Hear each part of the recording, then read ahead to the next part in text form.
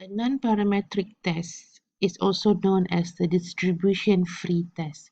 So meaning that you don't have to fulfill the assumptions that the data comes from a certain distribution. Example, the data comes from a normal distribution. So non-parametric test is used when we do not assume anything about the underlying distribution.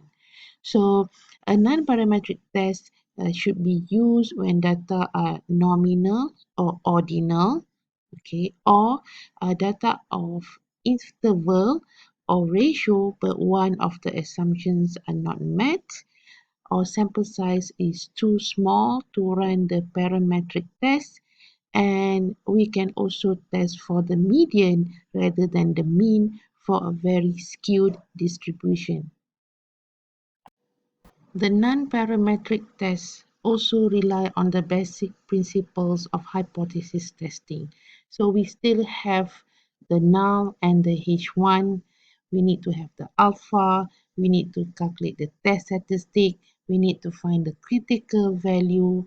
And also we need to decide whether to reject or do not reject H null, and also what is the conclusion. Okay, so even though we do have assumption about the data, suppose we know that the data is normally distributed. So even though we know the distribution, we still can use non-parametric tests. But these non-parametric tests do have their disadvantages, meaning that the non-parametric test is less powerful if assumptions have not been violated. So meaning that if you have the option, we would go for the parametric test rather than the non-parametric test. And then it is more labor intensive to calculate the test statistic, and also it places greater reliance on the statistical tables for a very small sample size. One of the non-parametric tests that we will discuss is the Wilcoxon test. So this is Wilcoxon rank sum test for comparing two independent samples. As usual, we have the null hypothesis and also the alternative hypothesis. So to state the null and the alternative hypothesis, we need to use population parameter. So here we are using population medians denoted by M1 and M2. So for two-tailed test, H null will be M1 equals to M2, H1 will be M1 not equals to M2.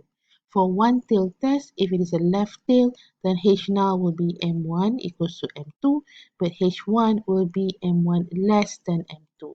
For right tail, H1 will be M1 larger than M2. So to decide whether to reject or do not reject H null, we need to see whether the test statistic that we compute, the T, is it falls in the rejection region. So if T is less than TL or T is larger than TU, then we reject for two-tailed test. For one-tailed test, if T is less than TL, we reject. For right-tailed test, if T larger than TU, then we reject H null. So how to compute the test statistic, which is symbolized by capital T.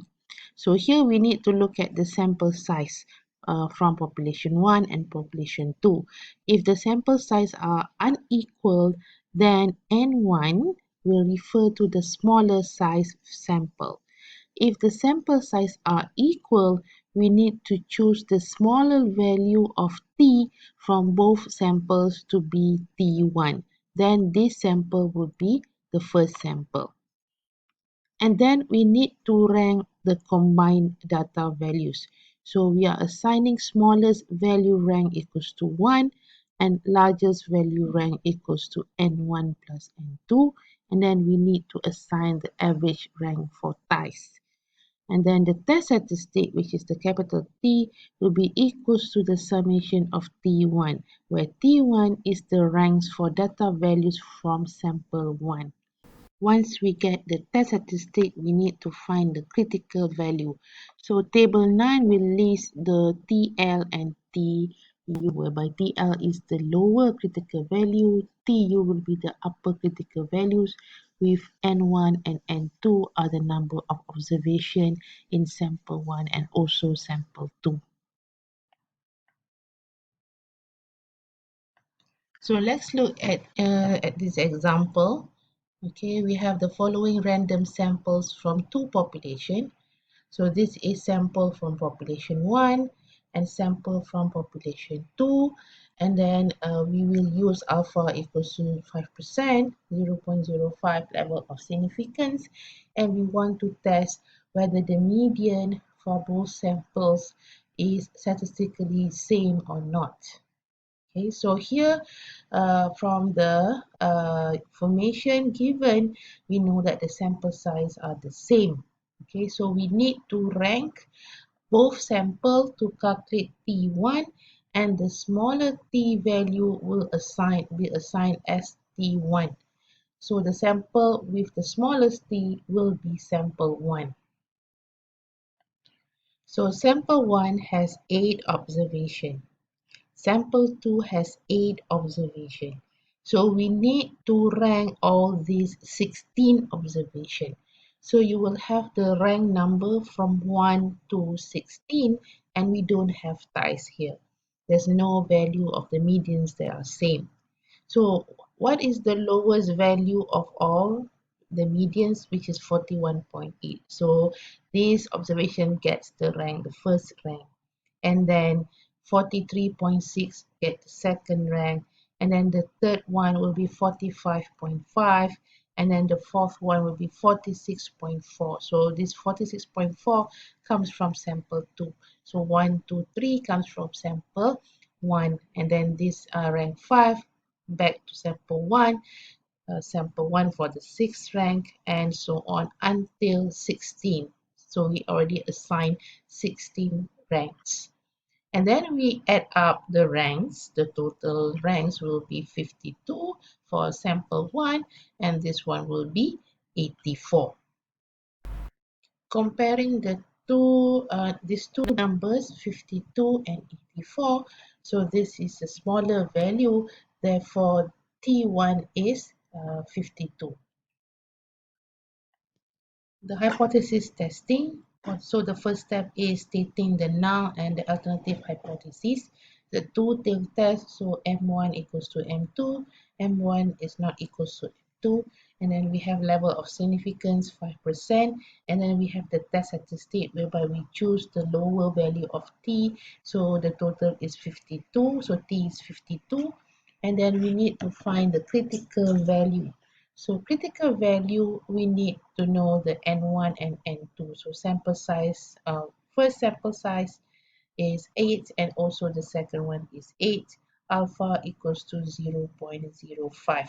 So it's a two-tailed test. So this is the critical values table for the Wilcoxon rank sum test. So we are using two-tailed test. Alpha is 5%. So we look at this saying alpha equals to 0.05 two-tailed. So we choose this table. So N1 is 8 and N2 is 8. And then the intersection is this one. So the TL here is 49 and TU is 87.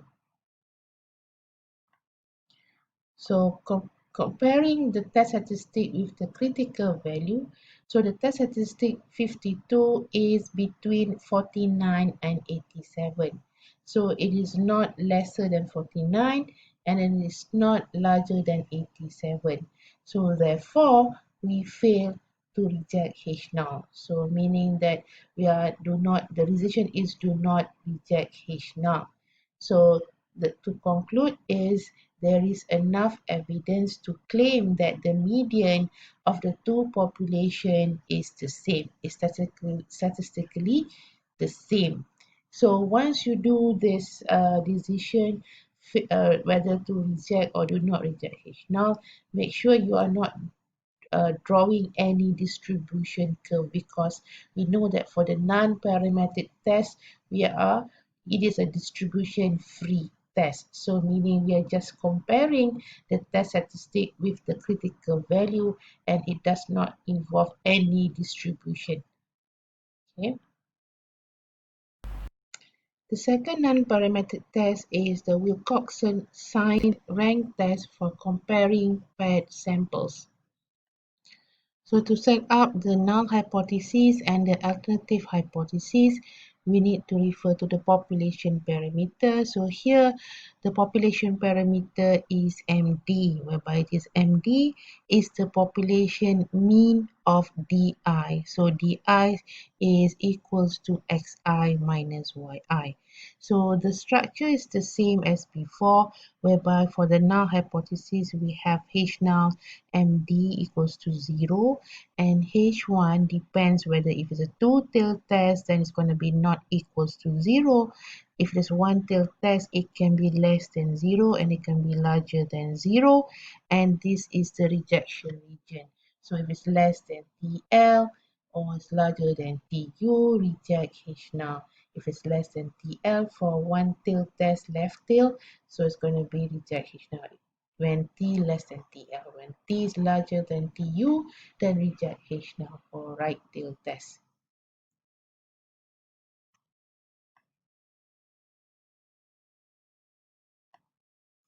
So to compute the test statistic for each pair of Xi and Yi, we need to calculate the Di, the difference, whereby Di is Xi minus Yi. And then we will omit observation with zero difference, meaning that when we get Di equals to 0, we will take out that observation. And then we need to find the absolute value of Di. Okay, so here is actually, there's a typo here, whereby this is actually absolute value of Di. So we need to find the absolute value of Di, and then from the absolute of value of Di, we rank it. Okay, so we rank the absolute value of Di, and then we calculate the test statistic, whereby test statistic equals to statistics T equals to the summation of T plus here. So T plus here is the rank for the positive differences. Once we have the test statistic, we need to compare with the critical value. So we need to refer to table Wilcoxon sign rank test, which lists down the TL and TU, and then referring to the alpha and also N, whereby N is the number of observation whereby DI is not equals to 0.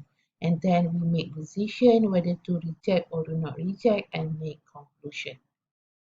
To understand this non-parametric test, okay, we use this example. Okay, a new procedure is being tested for the assembly of electronic circuit boards. So we have 7 employees, okay, 7 employees, and we need to uh, get the time required to assemble a board using current procedures and also the new procedures. So this is the time taken to assemble the electronic circuit boards using current procedure, and this one is using the new procedures. And then given the times, these times listed in the table, we want to test whether the new method, okay, the new method could be an improvement over the currently used at alpha equals to 0.05. So meaning we are interested to see the difference, okay, to see the difference in time when between the current procedure and also the new procedure.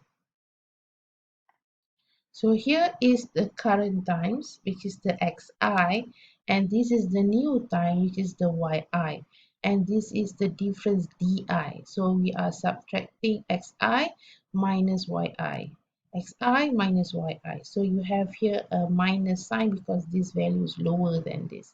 So minus 3.60, 6.8 until 3.6.